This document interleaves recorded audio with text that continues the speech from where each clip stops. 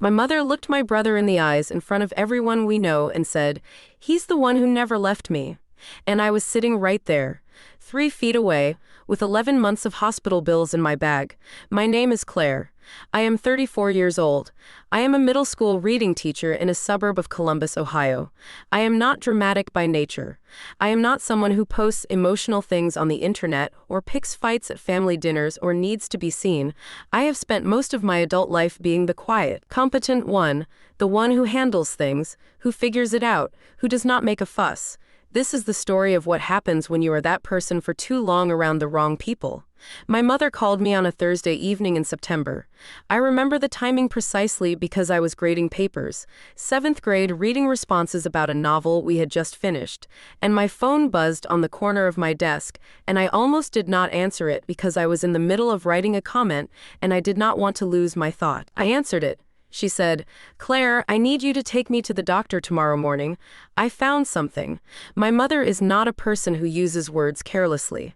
She is a woman who grew up in a household where you did not complain, you did not ask for help, and you did not make other people worry about you unless the situation was serious enough to justify it. So when she said I found something in that particular tone, even measured, with just the faintest tightening underneath, I understood immediately that this was not a routine appointment. "What kind of something?" I asked. "A lump," she said. "In my left breast. I noticed it a few weeks ago. She had been carrying this for a few weeks before calling anyone." I put down my pen. "I'll be there at 8, I said. The next morning, I drove 40 minutes to her house in Westerville, and we went to her primary care doctor together, and he referred us immediately to a specialist. And 3 days later, we were sitting in a breast surgery center while a doctor used words like suspicious and biopsy and we'll know more in about a week. My mother sat in that office chair very straight, the way she always sits, with her hands folded in her lap, asking precise questions in a calm voice. I sat beside her and took notes because I know my mother. I knew she was calm on the surface and that later, at home alone, the words would catch up with her. I called my brother from the parking garage while my mother was in the restroom. His name is Derek. He is 38, 4 years older than me. He lives in Nashville, where he has lived for 6 years, doing something in music production that has never been entirely clear to me in its specifics. Derek is charming in the way that some people are charming, effortlessly, instinctively, without it costing him anything. People love Derek, they always have. He walks into a room and something in the atmosphere changes, warms, orients toward him. "Hey," he said, picking up on the second ring, sounding like he was somewhere loud. "I took Mom to the doctor," I said. "She found a lump. They did a biopsy. We're waiting on results." A pause, the background noise on his end diminished, like he had stepped somewhere quieter. "Okay," he said. "Okay, how is she?" "She's being Mom about it. But I can tell she's scared." "Yeah," another pause. "Keep me posted, okay? Send me updates, Derek. It might be serious. I know." "I hear you. Keep me posted and I'll figure out if I need to come up." If I need to come up, I noted this. I did not say anything about it. I said okay, and we hung up, and my mother came out of the restroom looking exactly as composed as she had looked going in. And we drove back to her house, and I made us both tea, and we sat at her kitchen table and did not talk about it for a while. The biopsy results came back 8 days later. Invasive ductal carcinoma. Stage 2. The doctor said it was treatable, said the word treatable with a kind of deliberate steadiness that meant he had learned how much that word mattered in that moment. My mother received this information the same way she had received the biopsy appointment, with composure, with questions, with her hands folded. I received it sitting next to her, nodding at the right times, writing things down. In the car home, I cried for about 4 minutes. Then I stopped, because there was too much to think about, and crying was going to have to wait. I called Derek that evening. "It's cancer," I said. Stage 2. She starts treatment in about 3 weeks. The silence on his end lasted long enough that I checked to make sure the call had not dropped. "God," he said finally. "Okay, God. I'm going to need help with this," I said. It was the most direct I knew how to be. "Yeah," he said. "Of course. Absolutely. Let me look at my schedule and see what I can move around." Derek did not come in October. He sent flowers, a nice arrangement, the kind you order online, that arrived while I was driving my mother to her first chemotherapy infusion. She texted me a photo of them from home. They were beautiful. A card that said, "Thinking of you every single day, Mom. You've got this. Love, Derek." I was sitting in a cancer center waiting room reading that text while my mother was somewhere down the hall having poison administered into her bloodstream to kill the thing that was trying to kill her. I put my phone in my pocket and went back to waiting. I want to be precise about what those first weeks looked like practically, because the details matter. My mother lived alone.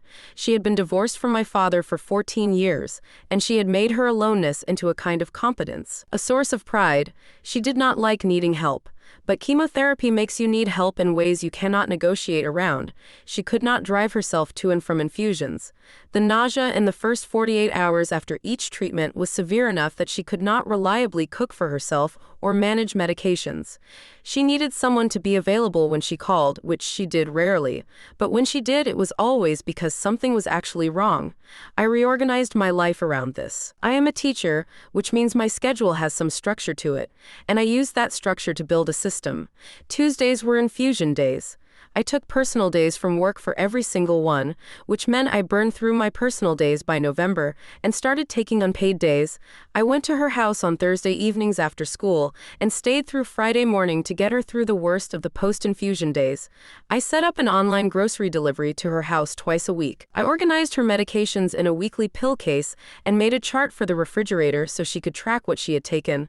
I found a neighbor, a retired woman named Linda, 2 houses down, who agreed to check on her on the days I was not there, and I paid Linda $60 a week in cash for this, money I did not discuss with anyone. I called Derek every Sunday. Sometimes he picked up and sometimes he did not. When he did, I gave him updates. He always responded with something warm and concerned.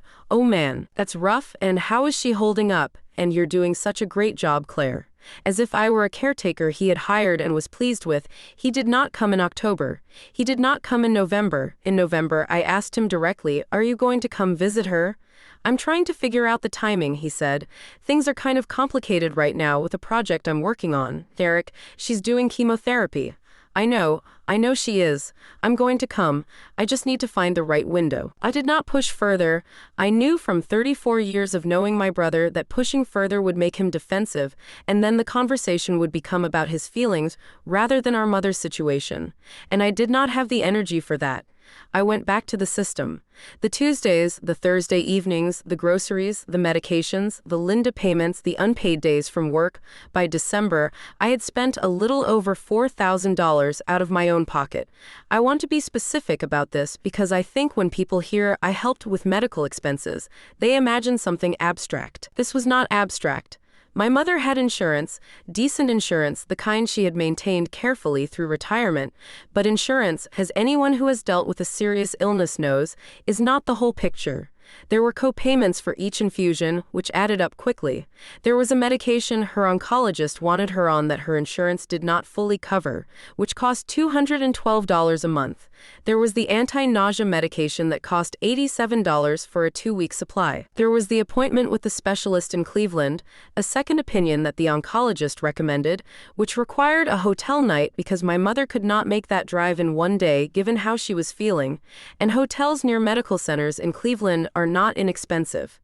There was the recliner chair I bought for her living room because she could no longer sleep flat in her bed on the bad nights, and she needed something that would hold her at an angle. $340. Delivered and assembled. There was the heated blanket, the specific kind of mouth rinse the nurse had recommended, the protein shakes, the particular crackers that were the only thing she could keep down in the first 48 hours after each infusion. I kept every receipt, not because I was planning to present them to anyone. I want to be honest about this because the truth matters. I kept them because I am a person who keeps records, who maintains documentation, who has learned through years of managing a classroom and a life that paperwork is reality made legible. I kept them the way I kept everything, neatly in the accordion folder, organized by date. My savings account, which I had been building slowly and carefully for a down payment on a house, went from $11,000 in September to just under $6,000 by February. I did not tell my mother how much I was spending. She would have been upset, not because she was ungrateful, but because she was proud, and the idea that I was spending my savings on her would have distressed her in a way that would have made everything harder. I did not tell Derek either. What would have been the point? There is a specific quality to the tiredness that accumulates over months of crisis management that is different from ordinary tiredness. It is not the tiredness you feel after a hard week of work, which responds to a good night's sleep and a slow Saturday morning. It is a tiredness that sits underneath everything else, that is there when you wake up and still there when you finally manage to sleep, that makes the ordinary moments of your life feel slightly unreal. Like you are watching yourself move through them from a small distance. I was tired like that from October through July. I remember a Tuesday in January. I do not remember the exact date, but I remember it was very cold, and there had been a small ice storm the day before that left everything coated in a thin layer of gray ice. I drove to the infusion center and sat in the waiting room for 4.5 hours. I had brought papers to grade, but I could not concentrate. I just sat there. At some point, a volunteer came around with coffee, and I took a cup and held it in both hands and watched the other people in the waiting room. The other families, the other children of sick parents, the other spouses, and I thought, we are all doing the same thing. We are all just sitting here, holding something warm, waiting. My mother came out of the infusion room looking smaller than she had looked when she went in. She was losing her hair by then. She had taken this with her usual composure. Had gone to a wig shop in early November with a quiet matter-of-factness that I found both admirable and heartbreaking. She looked at me in the waiting room, and something in her face shifted, something soft and then quickly composed again. "Ready?" she said. "Ready," I said. We walked to the car. I helped her with her coat because her arms were tired. I drove carefully on the icy roads. She fell asleep in the passenger seat before we reached the highway, her head tipped slightly toward the window. And I drove the 40 minutes back to her house in silence, watching the road. There were nights I slept on her couch because I was too tired to drive home and because I did not want to leave her. I learned to sleep lightly, the way parents learn to sleep when there is a young child in the house, with one part of my attention always slightly awake, listening for her. In March, her numbers were not responding as well as the oncologist had hoped, and he added a second medication to the protocol. This required additional appointments, additional monitoring, additional adjustments. The cost increased. The schedule tightened. I called Derek and told him about the treatment change. "That sounds scary," he said. "It is a little scary," I said. "How are you holding up?" I thought about this question, the genuine question of how I was holding up, and I did not have a real answer for it. I was not holding up or not holding up. I was just continuing, one Tuesday to the next, one Thursday to the next. "I'm fine," I said. My mother is not a cold person. I want to make this clear because it is important to the truth of the story. She is not someone who withholds affection deliberately or who takes people for granted in a calculating way. She loves her children. I have never doubted this. Not even in the worst of what I am about to tell you. But she has always loved Derek differently. Not more, perhaps, but differently. With a kind of softness that she does not apply to me. A willingness to be charmed by him that she does not extend in the same way to my competence and reliability. Derek has always been the one who made her laugh, who surprised her, who called for no reason on a random Wednesday afternoon, just to chat. I was the one who showed up, who handled things, who could be counted on. There is a particular way that reliable people become invisible. The things they do stop registering as extraordinary because they always do them. Their presence becomes the background, the assumed condition, and it is only their absence that would be noticed. I had been the background for so long that I had learned not to need acknowledgement. But there were moments during those months when I needed something from her. Some recognition that this was hard, that she saw me, that she understood what I was giving. It came occasionally, in small, quiet ways. She would sometimes reach across and touch my hand when I was driving. She told me once, in a low voice while I was helping her with her coat in the parking garage after an infusion, "I don't know what I would do without you." Once she fell asleep holding my hand on the couch while we were watching television, and I sat very still and did not move for 2 hours because she looked peaceful and I did not want to disturb her. And in those 2 hours I thought, this is enough. This is the thing. Whatever else happens, this is real. But she did not say, on those Tuesday drives, "I know this is costing you. I know you are rearranging your whole life." She did not ask about my savings or my work days or whether I was sleeping. She accepted my help with the quiet confidence of someone who has always known their child would handle things. I accepted this. I accepted it because I understood it, and because I had not gone into those months expecting a reward. You do not help your mother through cancer because you expect acknowledgement. You do it because she is your mother and she is sick, and there is no alternative that your conscience will allow. But acceptance is different from not feeling anything. And sometimes, in the car alone after dropping her off, I felt things I did not allow myself to feel in front of anyone. Derek called me in late June. "Hey," he said, "Mom sounds better on the phone. Is she actually getting better?" "Her last scans were really encouraging," I said. "The oncologist thinks we're close to the end of active treatment. They're talking about switching to a monitoring protocol." "That's incredible," he said, and his voice was warm and genuine. "Whatever else Derek is, he is not indifferent to our mother's well-being. That's such a relief." "God, Claire." "Yeah," I said, "I've been thinking." He said, "I want to come up. I want to see her, celebrate with her, once she's feeling better, you know. I don't want to come when she's still in the rough part. I want to be there when she's coming out of it." I absorbed the sentence. "I don't want to come when she's in the rough part." I did not say anything about it. I said, "She would love to see you. I'm thinking August maybe. She'll be through treatment. We can do a little thing, have some family over. Make it a celebration." "Sure," I said. "You've been incredible through all this," he said. "You know that, right? You've been absolutely incredible." "She's my mom," I said. "Still," he said, "I want you to know I see it." I thanked him. We hung up. I went back to what I had been doing. In early July, my mother had her final chemotherapy infusion. I was there. We drove home in the summer heat with the windows down, and she was quiet for most of the drive, and when I pulled into her driveway, she sat there for a moment before getting out, and she said, "I think I'm going to be okay." "I know you are," I said. She looked at me. "Thank you," she said, "for all the Tuesdays." It was the most she had said directly about what I had done. I nodded. I helped her inside. Derek arrived in Westerville the first week of August. He drove up from Nashville in his truck and pulled into my mother's driveway on a Friday afternoon. She came out of the front door and down the porch steps, and he caught her at the bottom and hugged her, and she made a sound I had not heard from her in almost a year. A laugh. A real laugh, bright and surprised. And I stood on the porch watching them and felt genuinely glad that she was happy. He looked good. He always looked good. He brought her flowers, real ones this time, from an actual florist, beautiful dahlias in deep orange and pink, and a bottle of wine and something he had found in Nashville that he knew she would like, and he sat with her at the kitchen table for 2 hours while I made dinner, and they talked and laughed, and I could hear them from the kitchen. The rhythm of it, the ease. I made dinner. I was happy she was happy. These two things were both true. The gathering was Derek's idea, organized with the enthusiastic assistance of my Aunt Patrice, who is my mother's older sister, and who has strong opinions about celebrations and their proper execution. It was held at my mother's house on a Saturday afternoon in mid-August. Maybe 25 people, aunts, cousins, a few of my mother's friends from church, the neighbors she was close to, Linda from down the street. Someone brought a cake. Someone else brought a fruit salad and a dip in crackers. My cousin Renee made the sweet potato dish that everyone always requests. My Aunt Patrice had ordered balloons, the Mylar kind, that said "Get well and celebrate," and bobbed gently against the ceiling. I helped my mother get ready that morning. I brought her flowers for the table. I made sure there was enough ice and that the folding chairs were set up in the backyard where the gathering would spill out. I made a pitcher of lemonade and a pitcher of sweet tea and put them on the kitchen counter with the cups.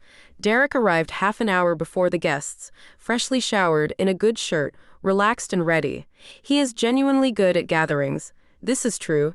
This is one of his actual gifts. He moves through a room naturally, makes people feel seen, remembers details about people's lives that make them feel important.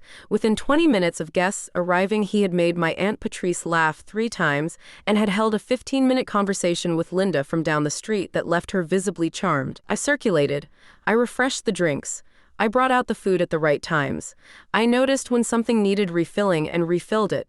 These are the things I do automatically without being asked. At any gathering, I cannot help it. It is simply how I move through a room. My mother was luminous. I want to say this clearly because it is important. She looked better than she had looked in 11 months. Her hair was growing back and soft and slightly curly. She had stopped wearing the wig and the new growth suited her, gave her a softness she did not usually have. She was laughing. She was present.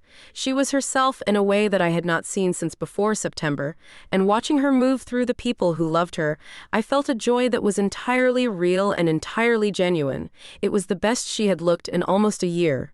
I went to the kitchen to get more ice and stood there for a moment alone, listening to the sounds of the party through the window. Summer outside, voices, laughter, the particular quality of afternoon light that comes through the window in my mother's kitchen. I thought, we made it. She made it. I brought the ice back out.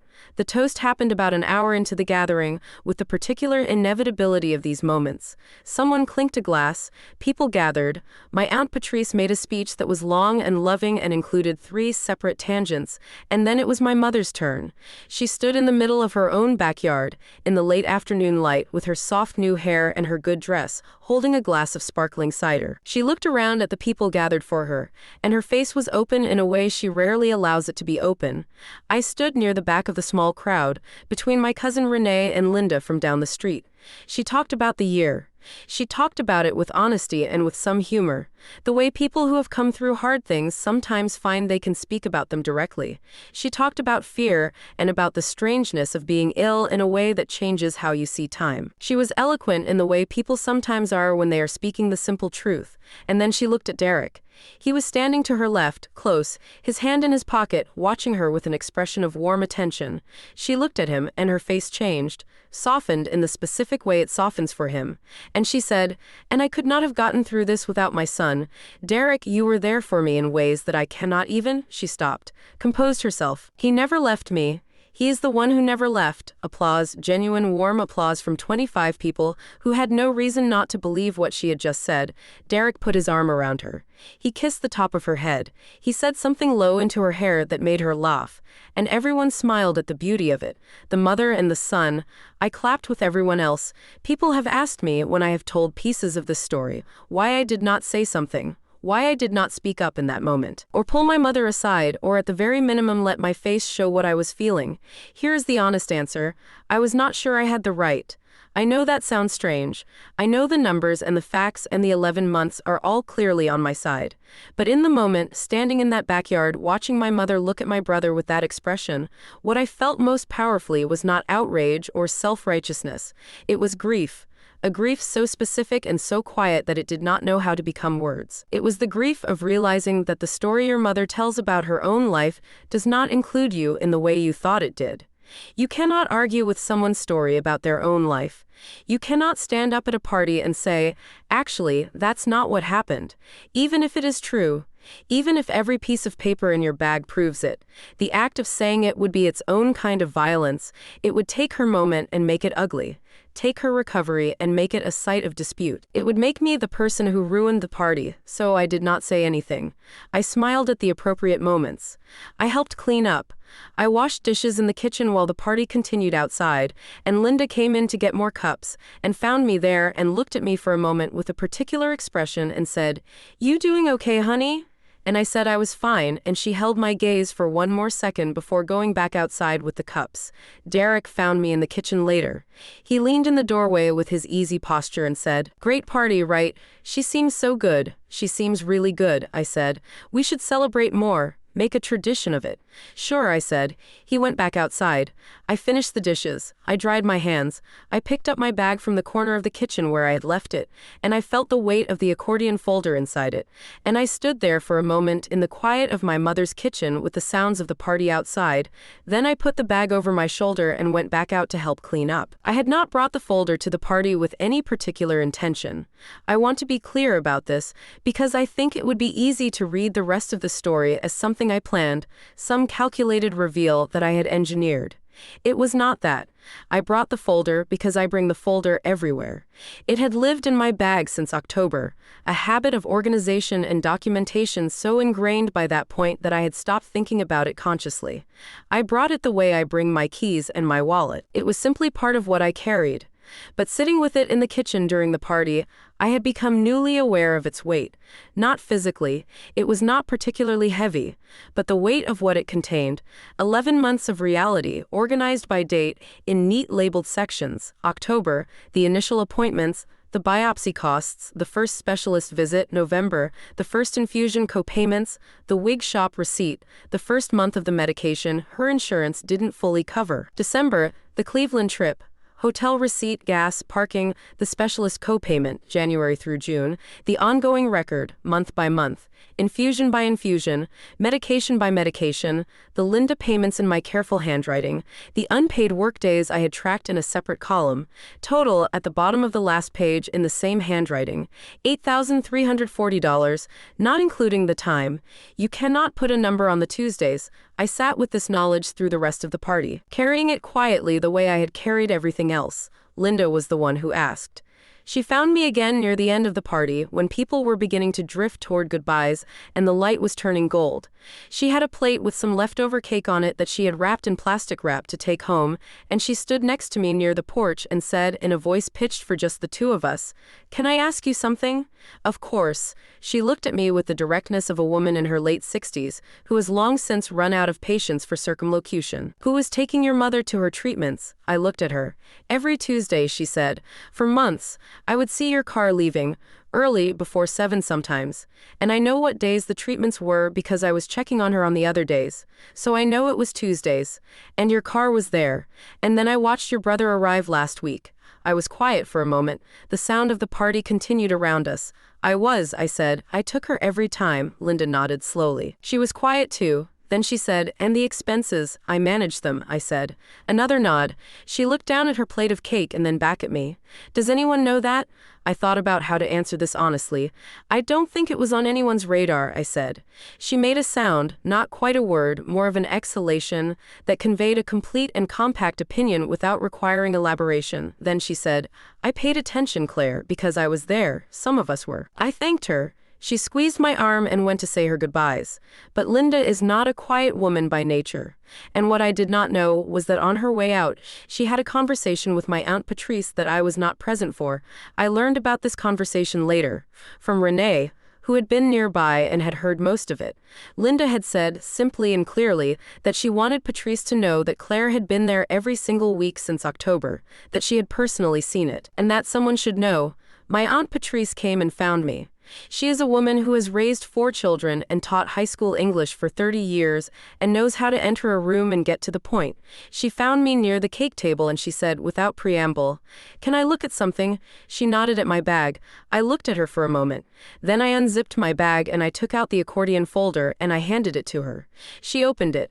She looked at the first page. She turned pages slowly. Her expression careful and unreadable.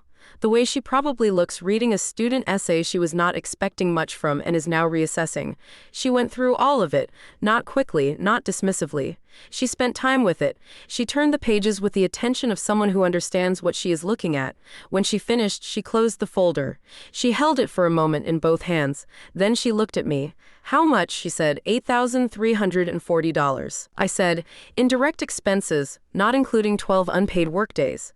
Patrice closed her eyes briefly, opened them.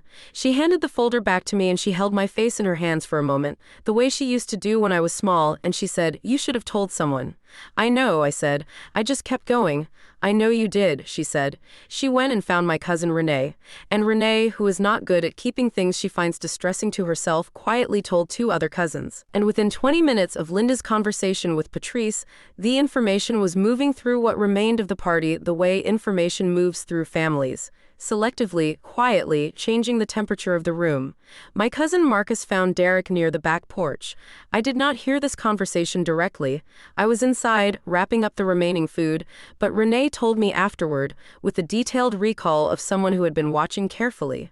Marcus had asked Derek, casually, when he had arrived in town. Derek said a week ago. Marcus had said he thought Derek had been around for some of the treatment period. Derek, who is not a person who lies easily when caught off guard, had said, I was supportive from afar. It's complicated to travel. Marcus had said Claire was there every week. And Derek, after a beat, "Claire's always been the organized one. She paid for most of it out of pocket," Marcus said. A silence. I was told Derek's face went through several things during this silence in a short amount of time. I was not there to see it. What I know is that he came inside shortly after and found me in the kitchen and stood in the doorway. The same doorway he had leaned in comfortably just an hour before, and this time he was not comfortable. He said my name. I looked up from what I was doing. "Why didn't you tell me?" he said. "It was such a strange strange question that I almost did not know how to respond to it. Tell him what? That our mother was sick? He knew. That I was handling the logistics? He knew. In the way people know things they have decided not to examine closely. That I was spending money he had not asked. I didn't think I needed to, I said. Someone had to. He was quiet. He looked like he was working through something. How much? He said. It's not about the money, Derek. How much, Claire? I told him. He looked at the number for a moment, the way you look at something you have been handed that is heavier than you expected. I can pay you back, he said. I don't want you to pay me back. Then what do you want? I thought about this. It was the honest question beneath everything, the one that had been waiting at the bottom of 11 months. I don't want anything, I said. I wanted my mother to get better. She did. That's what I wanted. He stood there in the doorway. He did not have an answer for this. Some things do not have answers that language can reach. My mother found out the way my mother finds things out, from multiple directions simultaneously, through the channels of a family where information does not stay still for long, in a way that could not be managed or softened by the time it reached her. She came to find me in the kitchen. The party had mostly dispersed by then. A few people still in the backyard, but the main body of it had dissolved into goodbyes and departures. She stood in the kitchen doorway and looked at me with an expression that I had not seen on her face before. She knew. I could see that she knew. She said, "Why didn't you tell me how much you were spending?" "Because it would have worried you," I said, "and you needed your energy for getting better." She was quiet for a long moment. She looked at her own kitchen, the clean counters, the dishes I had washed and stacked, the pitcher of lemonade nearly empty on the counter. "The Tuesdays," she said. It was not quite a question. "Every one," I said. Her composure, the composure she had maintained through 11 months of treatment, through the hair loss and the nausea and the fear and the second medication and the scan that had worried everyone, cracked in a way I had never seen it crack. She sat down at the kitchen table. She put her hands flat on the surface and she looked at them and she cried. Not dramatically. My mother does not cry dramatically. But steadily, quietly, with her hands flat on the table and her head slightly bowed. I sat down across from her. I did not touch her immediately. I let her cry. After a while she looked up and she said, "I said the wrong thing." "You said what you felt," I said. "I said the wrong thing." She shook her head. "Derek, I love Derek. But he wasn't." She stopped. "I know who was there. I know you do," I said. I don't know why I said it like that. I thought about this for a moment. I thought about the way she looks at Derek, the softness that comes into her face, the particular love that has always oriented itself toward him in its warmest direction. I thought about how these things are complicated and not always conscious and not always fair and not always something anyone means to do. I think sometimes, I said carefully, we take for granted the people who always show up, because they always show up. And we hold on to the ones who might leave. She looked at me across the table for a long time. "That's not fair to you," she said. "No," I said. "It isn't." We sat there together for a while longer. She reached across the table and took my hand. I let her hold it. Derek came in at some point and stood in the doorway and looked at the two of us and then looked at the floor. He said, "Mom, I'm sorry I wasn't here." She looked at him. She did not say it was fine. She did not perform forgiveness she was not ready for. She said, "I know, Derek," and left it there. He nodded. He went back outside. The thing about Derek, and this is not a defense of him, it is simply the truth, is that he is not a bad person who made a calculated decision to be absent and let me carry everything. He is a person who finds difficult things hard to face, who moves toward comfort and away from pain in a way that is instinctive and probably not entirely conscious, who relied on the knowledge that I would handle it because I always handle it, and who told himself that his emotional support from a distance was equivalent to presence because it was easier to believe that than the alternative. This does not excuse it, but it is the truth of who he is, and I have known who he is for 34 years. I am writing this in October, a year, almost exactly, from the Thursday evening phone call when my mother said I found something, and I put down my pen. She is well. Her scans are clear. She goes for monitoring every 3 months, and each time the news is good. She has started a garden in her backyard, something she had talked about for years but never had the time for. She sends me photos of it sometimes. Tomatoes, zucchini, a row of marigolds along the fence. The ordinary things people return to when they have been given their life back. Derek and I have a relationship. I want to say that plainly because I think it is important not to end this story with a clean break that suggests the solution to complicated family is to simply remove it. We talk on the phone. We are not what we were. Something shifted in August that has not shifted back, but we are not estranged either. He sent me a check in September for $2,000 with a note that said, "I know it doesn't cover it. I know it's not really the point, but I wanted to do something." I deposited the check. I did not thank him in a way that let him feel absolved, but I did not throw it back at him either. My mother and I have something different now. I cannot give it a clean name. She calls more often. She asks how I am with a specificity she did not have before. Not just a pleasantry, but an actual inquiry. Last month, she drove to Columbus and took me to lunch, just the two of us, and over the meal she said things to me that I will not repeat here because they belong only to the two of us, said in a booth in a restaurant with the ordinary afternoon around us, and they were enough. They were what I had needed without knowing exactly how to name it. The accordion folder is in my desk drawer now. I do not carry it with me anymore. I do not need to. Here is what I learned from 11 months of Tuesday mornings and hospital parking garages and the weight of documents in a bag. I learned that being reliable is its own kind of invisibility, and that you have to decide whether you can live with that. I think I can, not without grief, not without the knowledge of what it cost me, what it still costs me, but I can live with it because I know who I am. I know what I did and why I did it. And no gathering and no public toast can change the reality of those Tuesdays. They happened. They are true in a way that does not require anyone's acknowledgement to remain true. I also learned something about silence that I did not expect. I had spent the afternoon of that party holding the truth quietly in a bag, and in the end the truth found its way out anyway. Not through me, but through Linda, who had been paying attention. The truth has a way of surfacing. It does not always surface in time. And it does not always surface in the way you would choose. And sometimes it surfaces too late to matter. But it has a weight and a persistence that does not depend on you fighting for it. I did not stand up at my mother's party and make a scene. I did not confront my brother in front of an audience. I did not send the folder contents to the family group chat with a detailed accounting of what he had failed to do. Not because I am saintly, I am not, but because that kind of fighting changes you into someone you do not want to be, costs you something you cannot get back, and in my experience tends to produce more heat than light. What I did instead was keep my records, carry my folder, and let the weight of the truth do its own work in its own time. Sometimes it does not work. Sometimes the person who carried everything never gets acknowledged, and the folder stays in the drawer forever, and you have to find your own peace with what happened without any external reckoning. That is also a real possibility, and I do not want to tell you a story that promises justice because I do not know that justice is guaranteed. What I can tell you is this. I know what I did. The Tuesday drives, the Thursday nights on the couch, the Linda payments, the unpaid work days, the recliner, the protein shakes, the specific crackers, the way my mother looked when I helped her with her coat in the parking garage. I know all of it. I carry all of it, and no one's toast, at any party, in any backyard, under any mylar balloons, can reach back and undo a single Tuesday morning. That is mine. All of it is mine. And I find, sitting here a year later, watching the October light come through my window in the way it does, that it is enough. It is more than enough. It is everything.